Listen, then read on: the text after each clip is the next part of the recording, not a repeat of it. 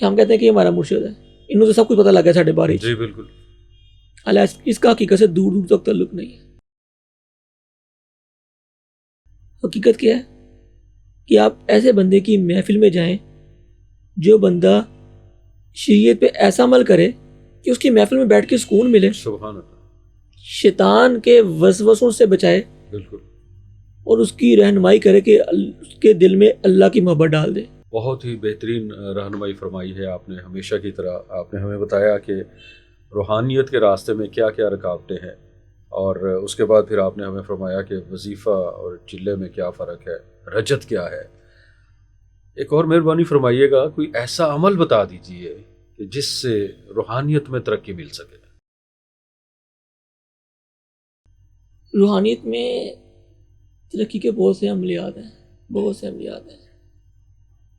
کچھ لوگ دل پہ ضربے لگاتے ہیں اللہ اللہ کی روحانیت میں ترقی کے لیے.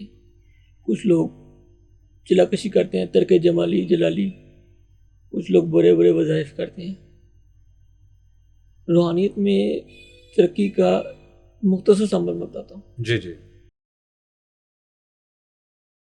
ایک تو ہر وقت جو ہے نا کوشش کریں کہ باوضو رہیں, ٹھیک ہے, 5 وقت کی نماز پڑھیں, بہترین عمل. ٹھیک ہے. رات کو سوتے وقت سورۃ اخلاص قل هو اللہ احد یہ ایک تسبیح پڑھیں, اور صبح فجر کی نماز کے بعد ایک تسبیح سورۃ اخلاص قل هو اللہ احد یہ ایک تسبیح پڑھیں. اور جو اللہ الصمد ہے نا, اللہ الصمد, جی. اس کو 3 بار اس کی مداوت کریں, 3 بار تکرار کریں اس کی. قل هو اللہ احد اللہ الصمد اللہ الصمد اللہ الصمد لم یلد ولم یولد ولم یکن لہ کفوا احد.